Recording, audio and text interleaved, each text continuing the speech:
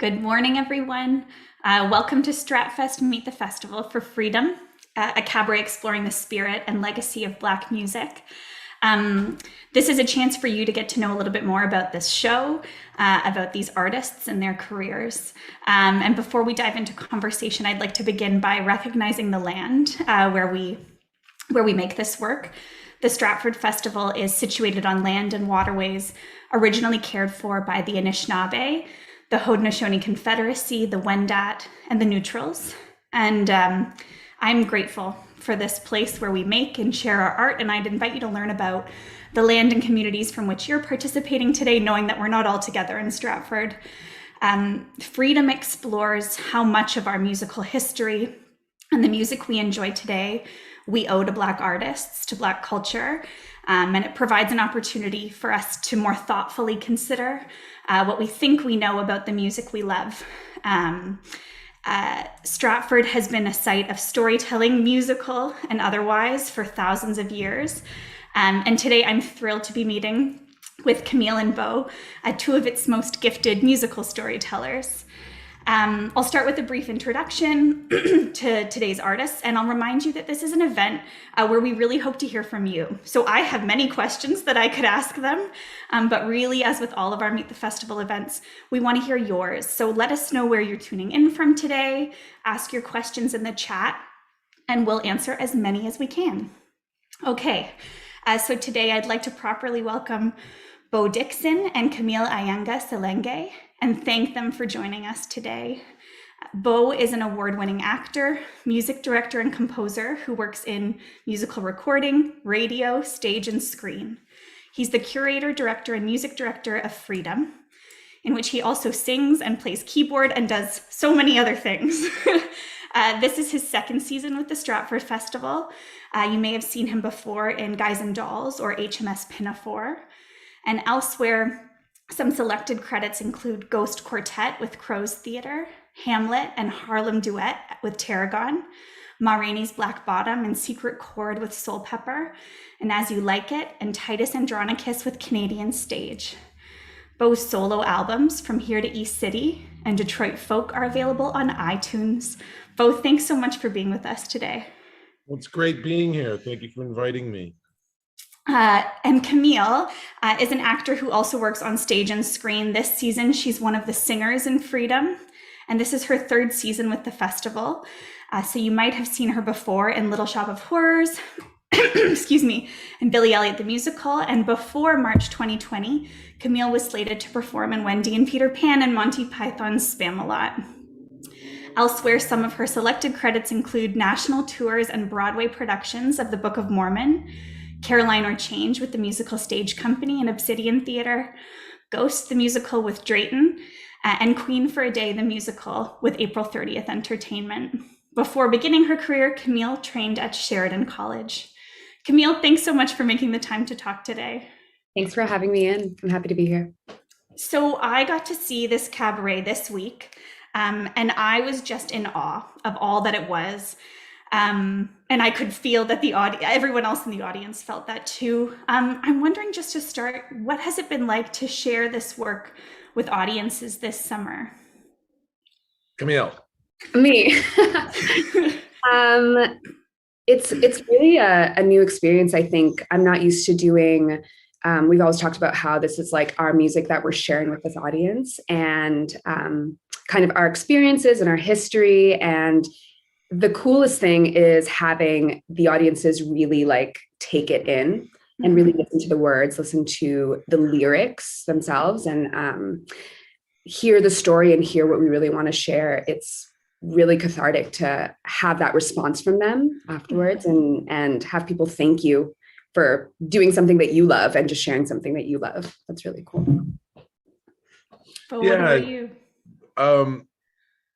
Yeah, I echo what Camille has said. You know, last night's show, actually, my friends came from London. They brought their kids, 7 and 9-year-old, and the kids were asking so many questions about certain lyrics, and you know, the parents when they went to bed and stuff, and we were sitting around chatting. They were so grateful and so impressed with the knowledge that their kids were inquiring about. So we raise, and it's just exactly what Camille is saying. We're raising awareness. And even my friends who are my peers and contemporaries, they've heard these songs. It's like they heard the songs for the first time. And so it is, we are waking the audience. They have been woken up, and that's what I set out to do. And with the guidance and the help of fellow singers, this was a collective job. And so I think we really accomplished that. When I set out to curate this, I want people to walk away going to the cars and the parking lots to talk about it, and to ask questions, and to be provoked, and to start dialogue. And that's what we've accomplished. That we're very proud of that. Yeah. Oh, I mean, what you said about hearing things differently, or hearing things seemingly for the first time, like there were a couple of songs especially that stick out in my mind. Redemption Song, Take My Hand, Precious Lord, songs I've heard a million times that I heard completely differently this time. And it made me ask different questions I'd never asked before.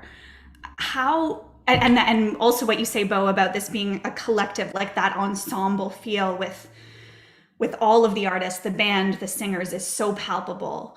How did you approach some of those songs that folks have heard before, and make them new, make them yours, share them differently? Well, it's interesting. It's all in context. So, I think because we hear these songs in different environments, different settings, whether it's at a barbecue, or whether it's at church, or whether it's at a disco, whatever, dance hall, the song before it can really dictate how we psychologically take it in. Whereas if we set a framework, like this 90 minutes, there is going to be a certain rhythm, a pace to it. And so each song proceeding or whatever is going to assist with that psychological guidance. So I hope I'm trying to answer your question, but I think it's, we use a bit of narrative text to set you up, but we don't use a lot. I think it's important to let the music do the work. But with that narrative text, sort of setting the audience up, then launching into a song or songs in a specific order, really helps put the mindset, put you in a proper mindset. And there's something else I was going to add to it, but I hope I answered. Oh, absolutely. You're talking about like the curation of the experience. The curation of the experience. It's well said, Lois. No, absolutely. And and how each bit informs the next. And it's such you feel it at every moment, but then at the end, as you say, you leave with questions that you maybe didn't have at the beginning because of the songs you heard toward the end and some of the text you chose to include. Mm-hmm. And Beau, you curated this piece. What inspired you to first start making it? Yeah, I as a person of mixed race, I have always been conflicted with my identity, and I might get emotional. I'm incredibly sensitive when it comes to this topic because music has really given me guidance throughout my life. It has given me guidance. It's given me a sense of security. It's given me a sense of ownership. It's helped me with my identity, my journey with finding out who I am, my ancestral lineage. A lot of the work I do as a playwright is discovering, my African heritage. So this helped in the sense that I wanted to, I've been conflicted as a person of mixed race living in Canada. What is my music? What are my ancestors' music? And this, in doing the research and me being a music aficionado, like I am an audiophile, I collect music and all sorts, I wanted to really, I wanted to edutain and sort of use the music as a map to our history, as a journey, and to kind of make it, to try to sort of clarify it for the audience, but also for myself. And I just learned so much about, it's kind of like this family tree, and in the songs sort of help with, oh yeah, my great grandparents, they had to endure this to get to here. And then when they came here, this music represents a time when my great grandfather had to get here. And so it's really the songs help you travel through history, beginning with the Negro spirituals, and then you have the silent voices. And by doing the research and hearing the lyrics and finding out about the songwriters, you find out about our African heritage, our lineage, and really the songs are remnants, fabrics of our ancestors, our parents, and so that's what I was wanting to accomplish. And so I felt it was important, and I'm glad, you go into a project where it's like, well, you want to be prepared, so you don't look like a ding dong to your other cast members. But I also really had this instinctive feeling, I don't want to be too prepared, because I want to hear the other actors, the singers. They must contribute, because this is more than anything. I mean, the show is called Freedom, so I want them to have freedom to speak their minds, to be contributing members. I want this to be a collective venture, but also their background, their history is really going to dictate where the journey will take us. Mm-hmm. Yeah. Sorry, I blabbed on there for a bit. No, not at all. And it sounds like music has always been important to you, and what has revealed itself to you as you've grown up is the deep connection that music has to who you are, to your history, to Black liberation. Camille, has music always been important in your life? Like, how does that resonate with you? Music is definitely like my number one love. I was doing Afro-Caribbean dance when I was like 5 years old. My mom is St. Lucian. My dad is Congolese. And so music was like household. Saturday cleaning, music was played for 2 hours, like all the genres. That's the other thing, is that I was listening to reggae. I was listening to dance hall.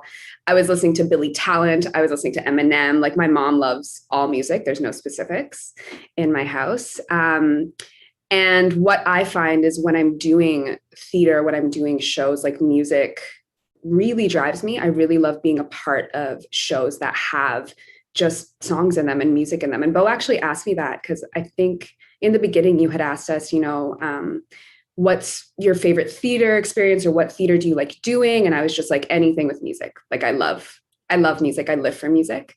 So to be a part of something that's just like the best of the best, one after the other, telling such an important story, it's really beautiful. It's really wonderful to be able to do exactly what I love with a group of people that we collaborate and mix so well. Like, it's just been a really wonderful experience. Yeah. There's a question in the chat about some of the choices of which versions of songs you selected. So Louise is wondering, for When the Levee Breaks, which version did you choose and why, Beau? The McCoy Mini or the Led Zeppelin version, or were you like, no, I'm coming to this actually from a totally different place? So I chose the Memphis Mini because, there's a few reasons. There's the concept of the show. I was bouncing around from a few ideas where, you asked me, Lois, what inspired me to do Freedom, and I should also add, I don't think I included this in my rambling, but one of the things was we take for granted the Black music because a lot of Black artists have been stigmatized. We can name so many, and we lose over the years, the decades of Black music. We have lost either the political message, or we have lost the intimate message. We have lost the message because of the image that they portray as a global artist in the pop culture. But along with that, we have, my purpose of the cabaret is to bring to the surface a lot of the Black artists that started the blues, that created the blues. And a lot of these artists have been buried or overshadowed by white artists in the 20th century, such as, the late 20th century, such as, like Elvis. He was a big one. I really wanted to touch on these blues songs, like blues artists like Willie Dixon, Leadbelly, Big Mama Thornton, and Memphis Mini, especially, where they died broke and were somewhat unheard of in the grand scheme of things as far as pop culture. Robert Johnson especially. But they really created rock and roll. But over the decades, they just become forgotten. And so I really wanted to give credit where credit is due. Mm-hmm. I grew up listening to Led Zeppelin and a lot of white bands, Cream, and so many. It's unbelievable. The Beatles, for goodness sake. But as I get older and do the research, it's like, oh, Led Zeppelin didn't write this song. Oh, Cream didn't write this song. Creedence Clearwater Revival, they didn't write this song. And so then you do the research, and again, you find out about your lineage. You find out about these African-American penniless artists that just have a massive catalog. So my original plan was to have the original Memphis Mini, When the Levee Breaks, and then we would merge into Zeppelin's When the Levee Breaks. And so the audience could hear that the melding and the transition.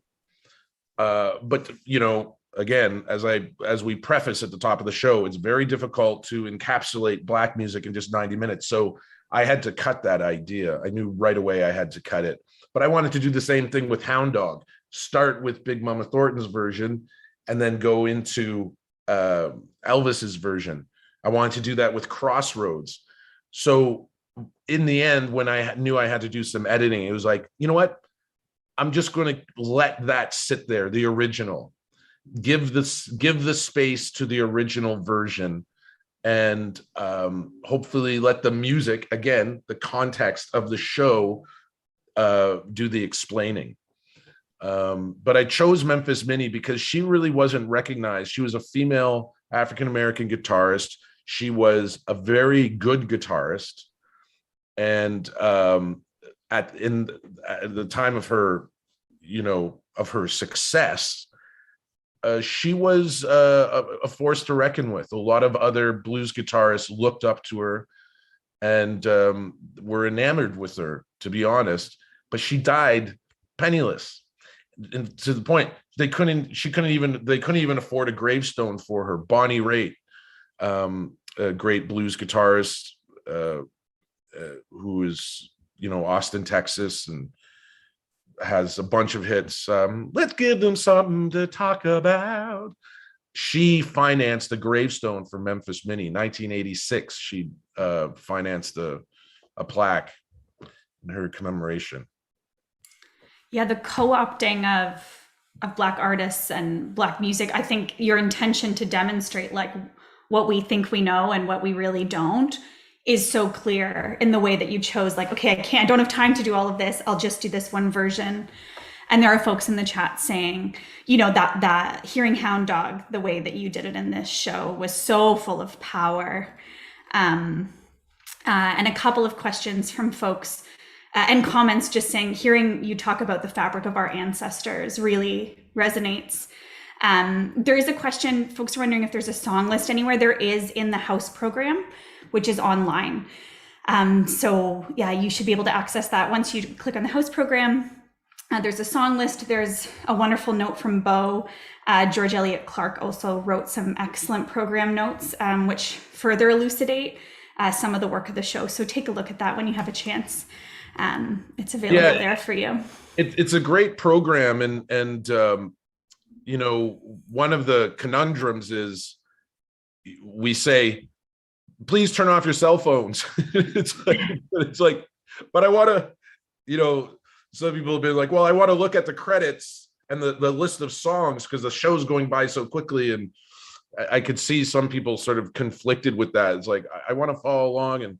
But yes, Lois, the program is very helpful because George Eliot Clark is so articulate with the evolution of Black music. And in the program, he writes a wonderful introduction, and I encourage everyone to read it. Oh yeah, it's so helpful. And helpful, as you say, like people are conflicted. You want to read it while you're watching, but I also found it really helpful to revisit afterward and to look at the song list afterward and be like, oh, that's what that was. I wasn't sure. I didn't know that one. So please, use it as a resource as you wish. Something you said, Beau, just made me think of the audience. And with this show this season, you're sharing it with smaller audiences outdoors. Both of you have been at the festival before where you're sharing your work with much larger audiences indoors. And I'm wondering what the setting of this show and maybe the smaller nature of the audience and the configuration gives you as artists that you haven't had before at the festival. I think the intimacy of it is really wonderful and lends to our show a lot. Just being able, I know sometimes people feel awkward because when you're in a theater, we were talking about this, it's completely dark. No one's looking at you in the eye. You're not supposed to look at the audience in the eyes. So when we're outside, especially for our 11 and 3 o'clocks, I'm just like, hey, buddy over here. And hey, 5-year-old sitting in the chair, and we start to really connect with everyone.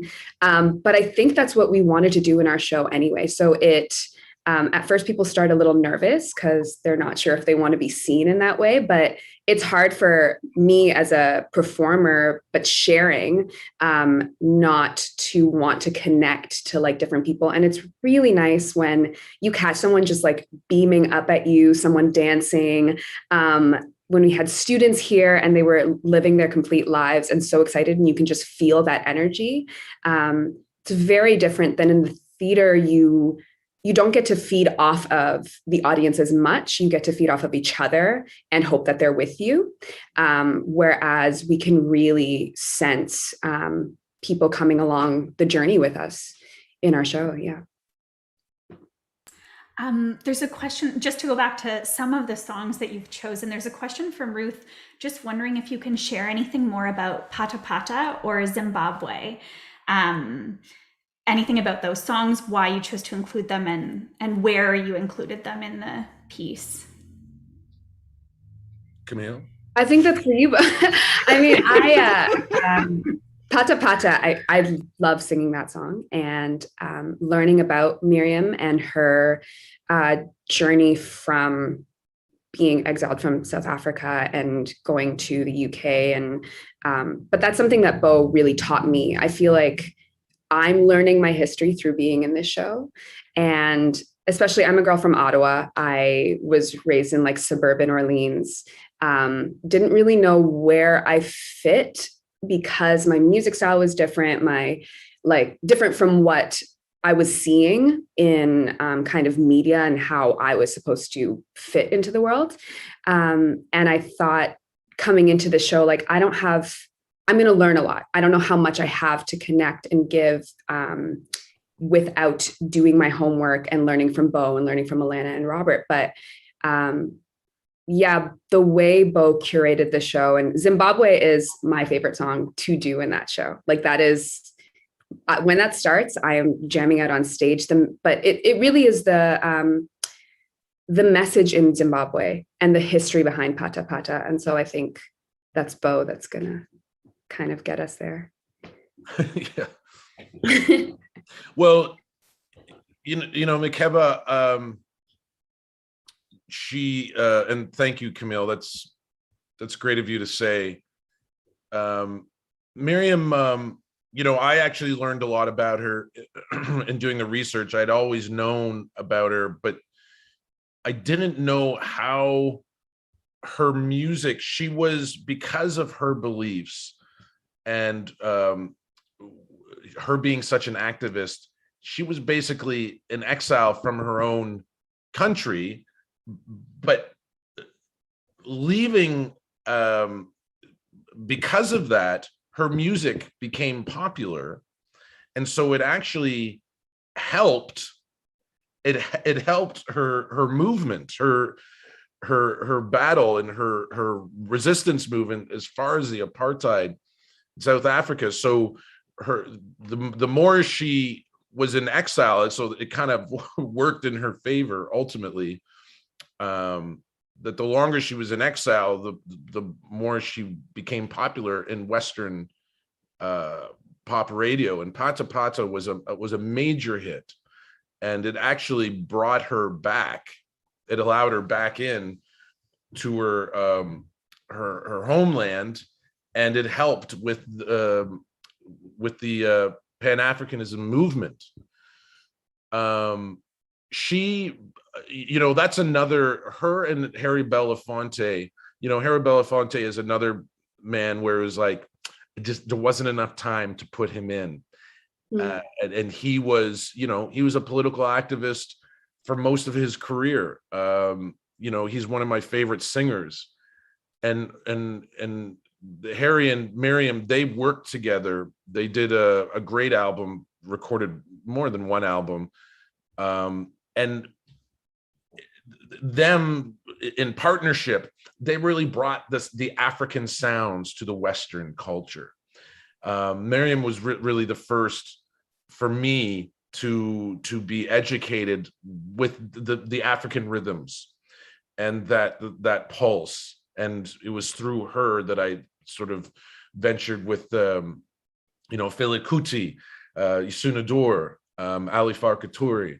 And so Miriam Makeba, so I'm not so well versed with her history, but knowing that she was a major influence to the African movement, she opened the doors for me for that sound.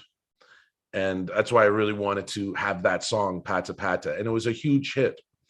And she was the first to bring the African sound to Western pop radio. So it was a major breakthrough. And in so doing that, it brought awareness to the African liberation, to their fight for liberation. As far as Bob Marley, Zimbabwe, I could do a whole show on Bob Marley.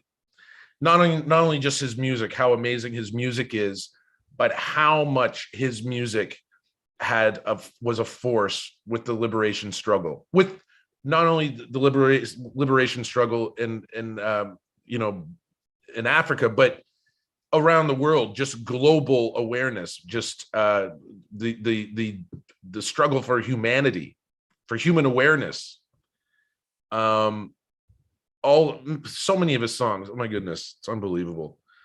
But why I chose Zimbabwe ultimately is Zimbabwe was the last to gain independence in Africa. So, you know, the Rhodesia gained its independence from Britain and became Zimbabwe.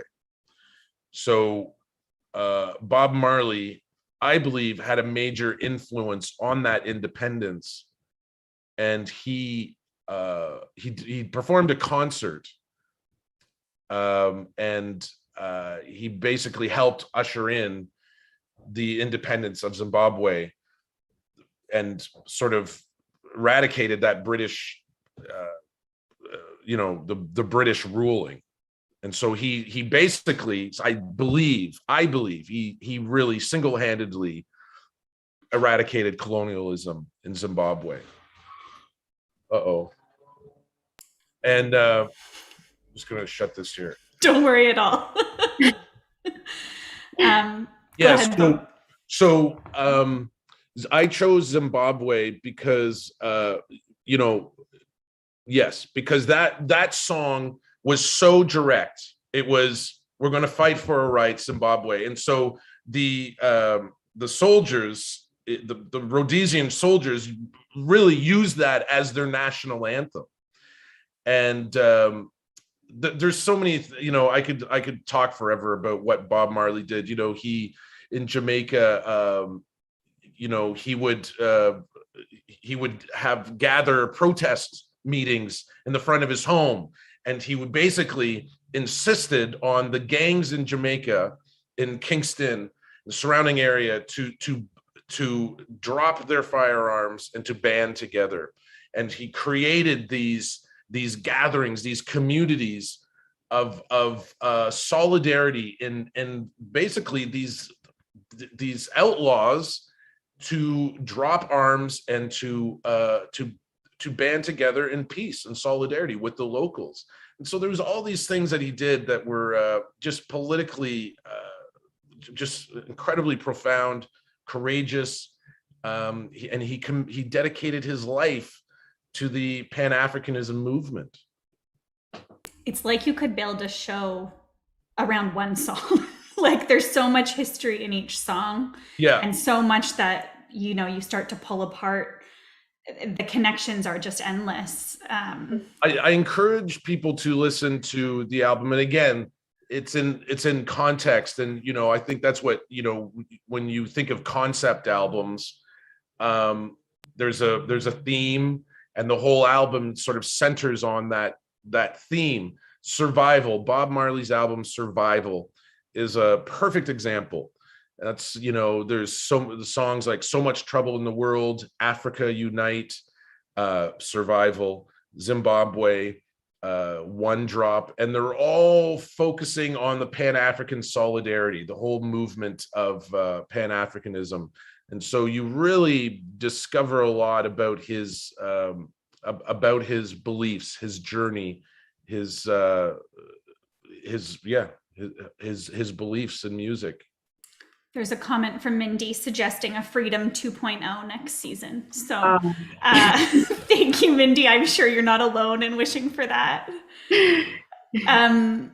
Camille, you said Zimbabwe is your favorite one to perform in this piece. Do you have a favorite, Beau? Yeah, I would say Zimbabwe. Really?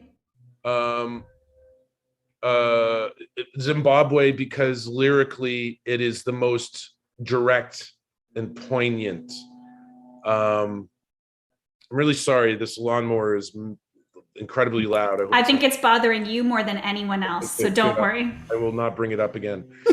So Zimbabwe, the simple lines,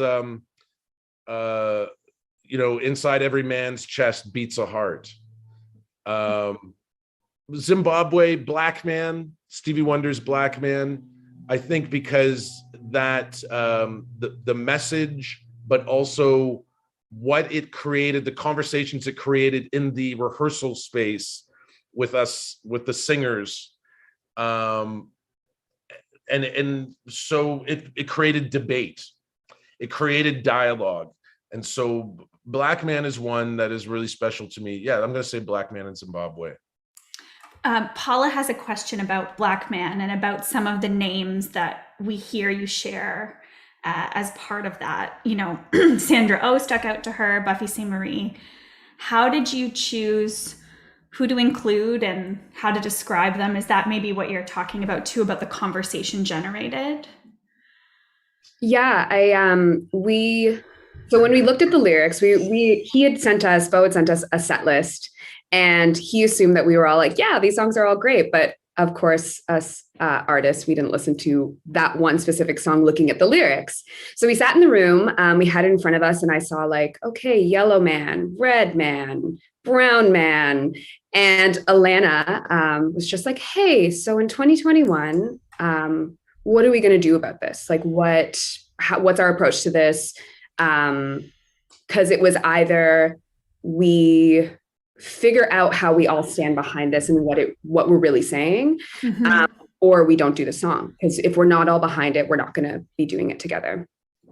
And the names in this first section of kind of like in the song and in the call outs at the end, where we have brown, yellow, red, were part of the original video, I believe, Beau, where there's like a classroom setting and a teacher is calling out, you know, who was the first person to do this? And the kids are calling out those names.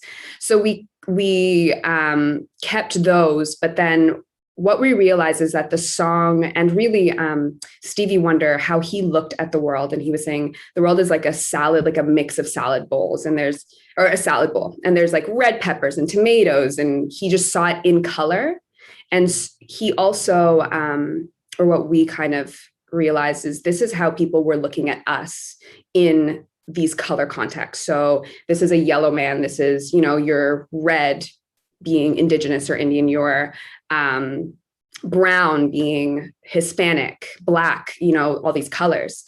And we kind of decided that we wanted to keep that in, and with that understanding of this is how Stevie saw it, this is how we were representing the world at that time, like when this song came out. But also when we switched to African Canadian woman, Korean Canadian woman, Inuk woman, Cree woman, we're making sure that we know that narrative has changed and that we're owning those names and those changes, because now we know better. We know, but it also wasn't really the colors that he was using weren't to put anyone down or describe anyone in that way. It was just how he saw that world and how he was hearing that world described to him from really white people looking at, you know, this is Asian was yellow and whatever. So we wanted to make sure that we turn that around in the end and flip that. And the selection of people, we had so many names.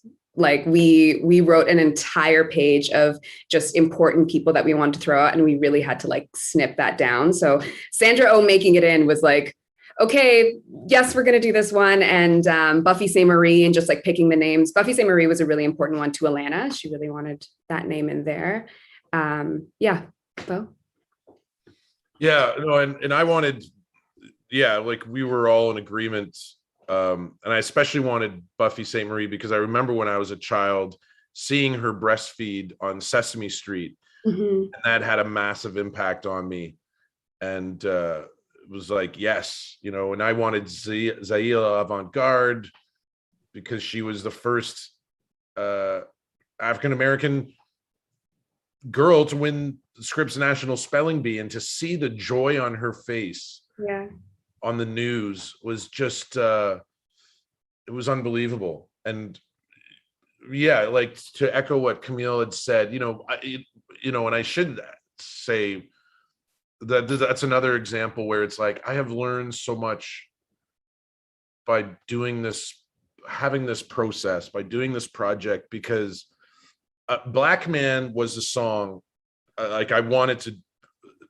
As soon as I knew that I was going to do a show called Freedom, I wanted to do Black Man, because for a number of reasons.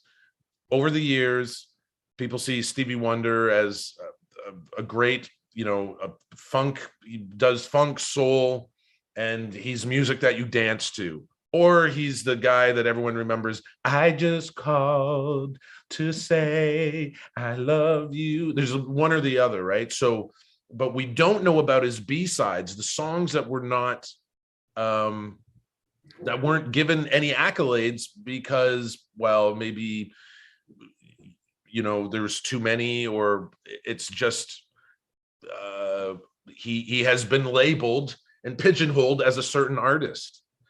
And so, but Black Man, there is so much depth to it, and there is so much political reverence, and reverence isn't the right word, but you know what I mean. It's so politically driven that I really wanted to do it. And, you know, I thought of the colors. It was sort of, it always, you know, growing up hearing it, it was like, I always thought of it as one thing where it's like, well, I thought of it as two things, is a Black man saying, as Camille is saying, is like, well, you call us this, you call us yellow, you call us red. Well, you know, through your ignorance, are you not aware that this so-called red man has done this and this and this?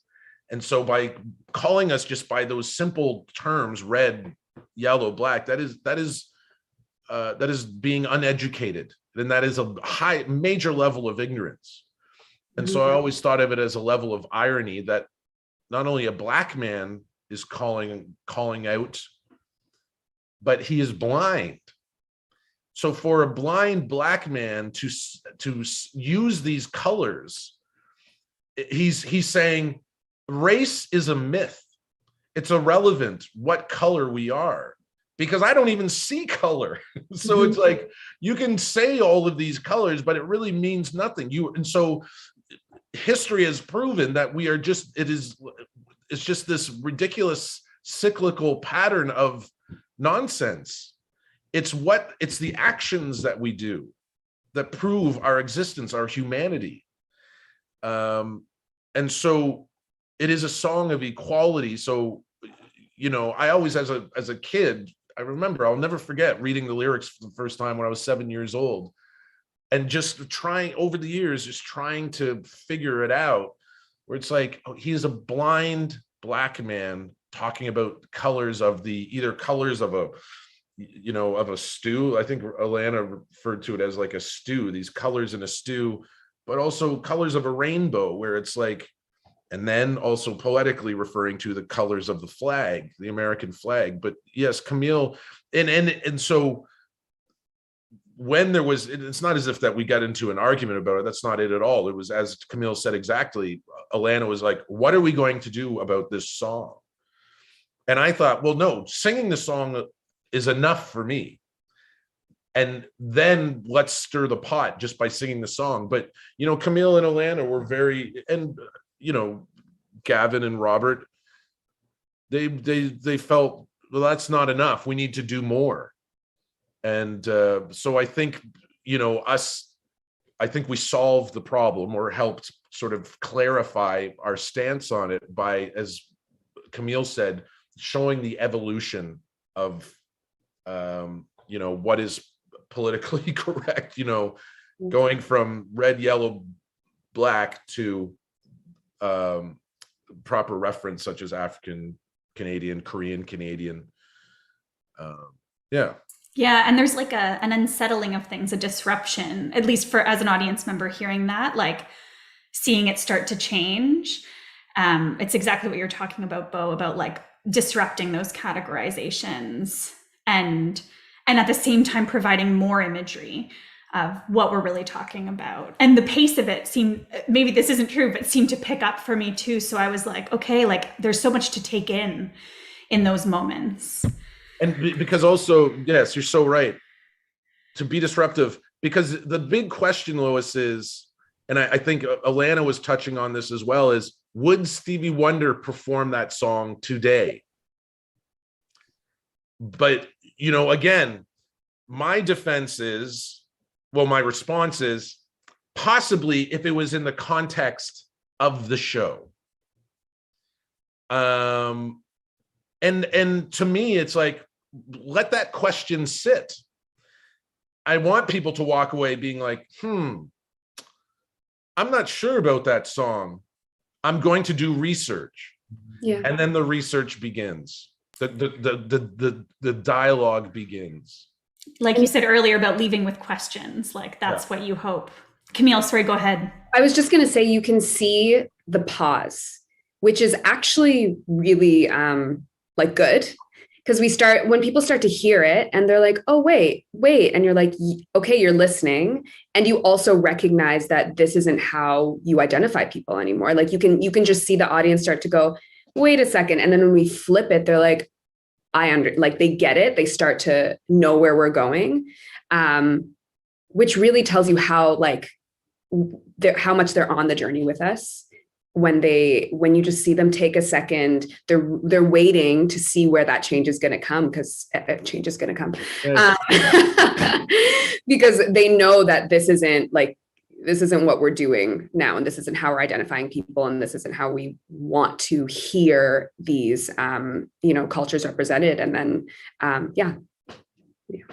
and it's true, so true, Camille. And you can see it when it's like they're hearing the groove, the song's beginning, it's like, yeah, it's got a good beat. And then the more we sing, and it's like, wait a minute, what? Yep. You say what? And then, like, people are leaning in, and like the clapping stops, but the engage begins.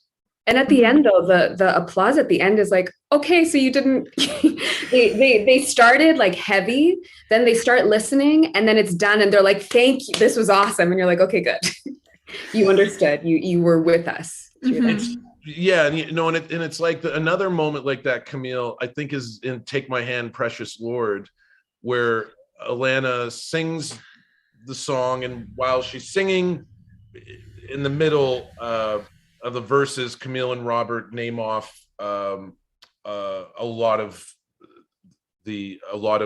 people of color that were murdered by police, or it's devastating, it's unbelievable, and the list, like the 90 minutes, there's no time to go to give the list of everyone. And it is a very moving moment. It is very difficult. And so when it finishes, the audience is in a moment of, well, do we clap? Yeah. What do we do? Mm-hmm. And in that moment, that 10 seconds is just, it really defines, it encapsulates, I'm going to say that word again, where we are today in 2021. What do we do? Mm-hmm. Are we celebrating, or are we mourning? And it's a very arresting moment. Mm-hmm.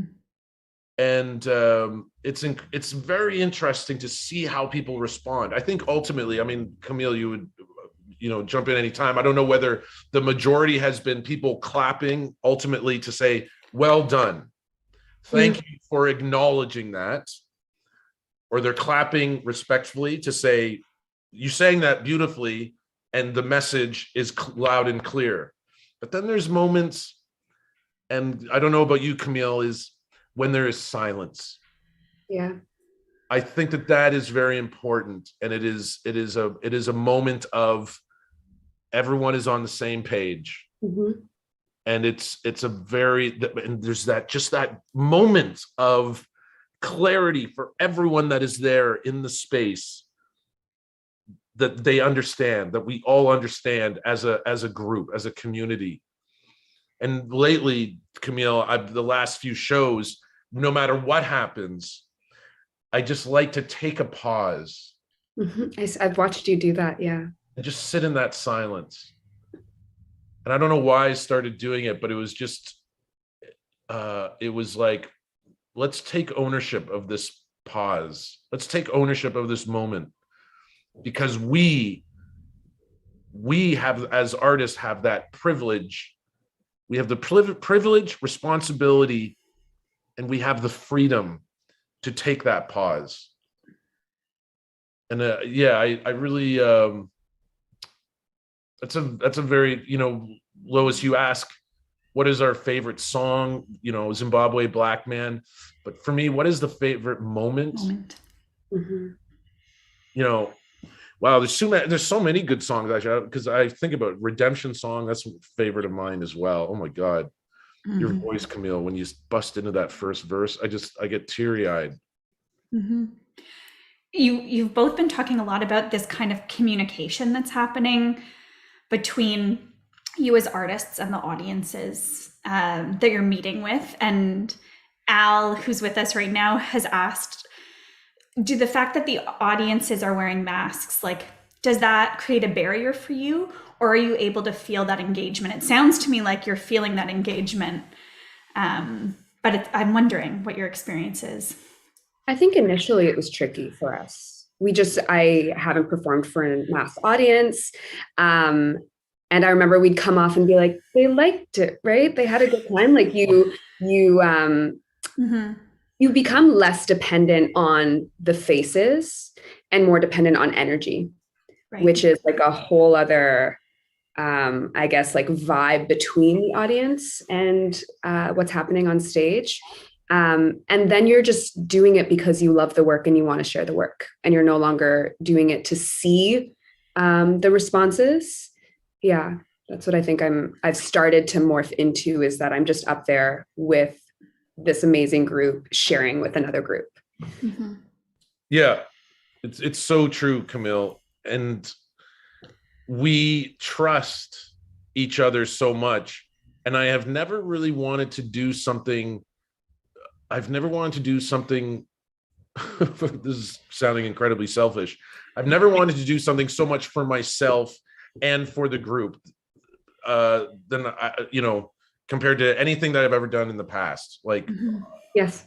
as far as a entertainment gig, I just want to do it.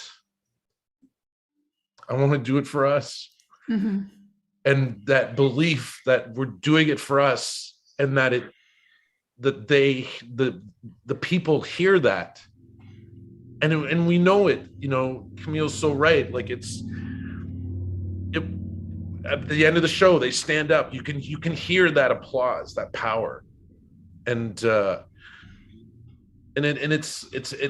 it just flies by the 90 minutes. But it's that last moment where it's like, we're done. Thank you. We're leaving. And it's like, just that energy, and it's that confirmation.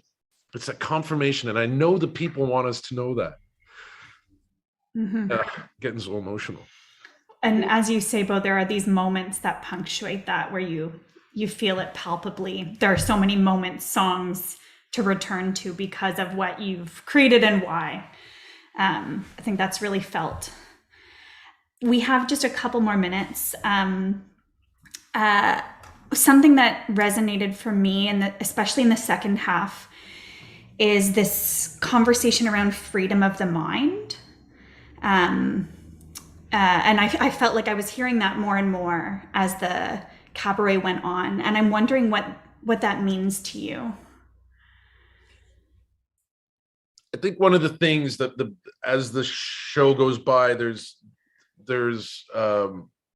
three passages. We have the Negro spirituals, so it's freedom, the desire to survive. So we use the Negro spirituals is music. I think people have always thought that Negro spirituals they were sung and created as a source of happiness, but it's a sort of I think the songs were also created as a mourning, and as a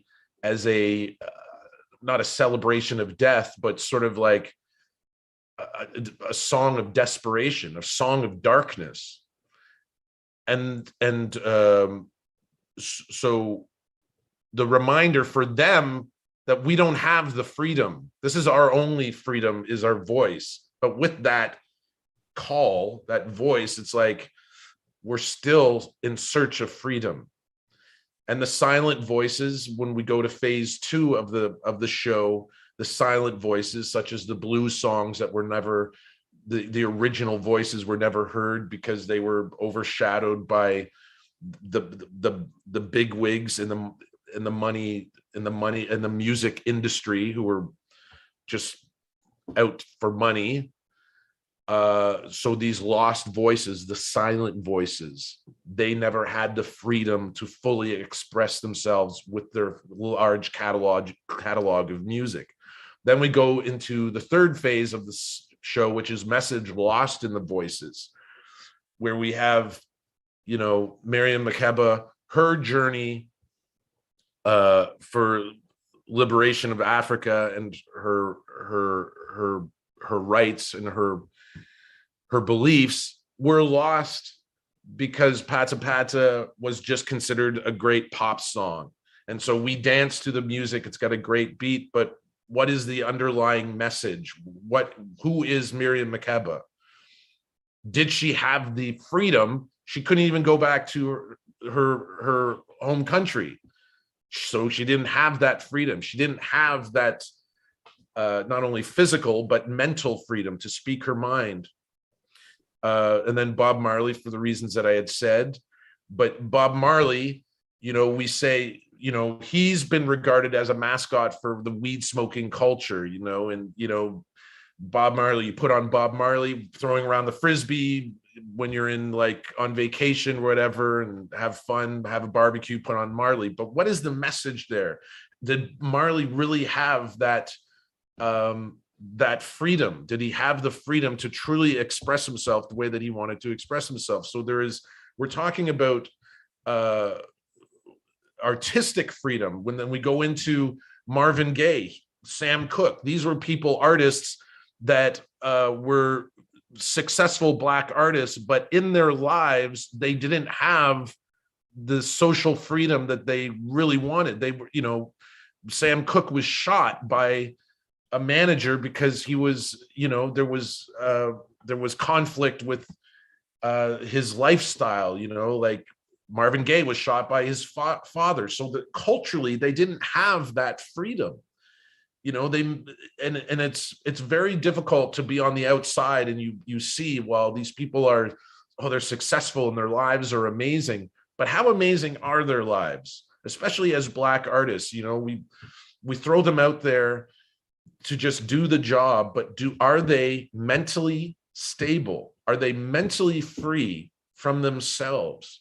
And so that's sort of what we wanted to sort of tackle is the freedom, not only of equality as a race, but freedom of the mind. I feel I could ask you 1,000 more questions and talk to you for hours about this piece. But I'm mindful of our time. I'm mindful of your time. I guess I want to end with a question. This show is obviously so meaningful to the two of you and to the other artists involved. It's meant a lot to audiences. I cannot imagine this season without this experience. And someone is asking, Beau, did you pitch this show to the festival? Did the festival ask you to create this? How did it come to be? Because we are so glad that it did. Stratford approached me. I think they had Stratford, when I was here doing Guys and Dolls and HMS Pinafore on my downtime, because I'm a musician first and foremost. That's what I did before theater. On my downtime, I would play gigs downtown at the bars, and I would invite actors to come and play. So I would rehearse with the actors, like, hey, Bonnie, are you going to, let's do this song and this song. And then, so I'd get a bunch of actors, because, it's like, I want actors to sort of let loose, and I want to see the other side of the actors. And, on the weekends or whatever, when a show's done, it's like, woo, let's go, And I think Stratford picked up on that. I was creating quite an, underground scene. And I think Stratford caught on, and they said, and they had originally wanted me to do,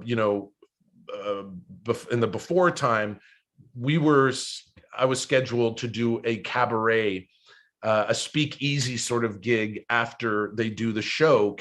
Chicago? Is it Chicago? Yes. Yeah.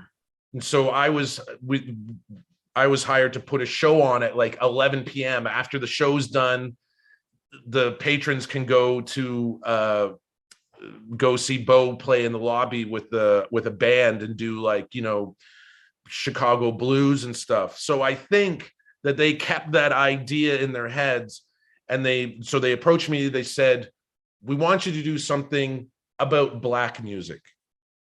And they said, "You have free reign, just come up with an idea." And so I came up with this. And the concept, coming up with the concept and the set list, the curation was really the most difficult part, because again, it is incredibly difficult to encapsulate the influence Black music has had on our lives in 90 minutes. It's an oxymoron. It's and so one of your panelists, one of your viewers saying there should be a Freedom 2.0. It's like, yes, very much so. There should be. And yeah, this is a starting point, absolutely, of what we hope to see much more of. Thank you both so much for sharing all that you have today.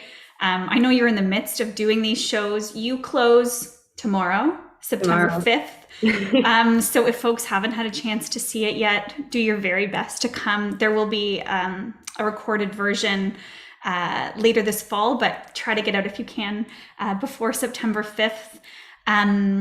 For folks who are joining us for Meet the Festival regularly, next Saturday, September 11th, we'll be talking about I Am William with Shakur Dixon and Landon Doak. And before we close today, for those of you who are with me right now, please join me in thanking Camille and Beau for all that they've shared today. Thank you both so much for being here. It's been a joy. Thank you. Bye, everyone. Bye.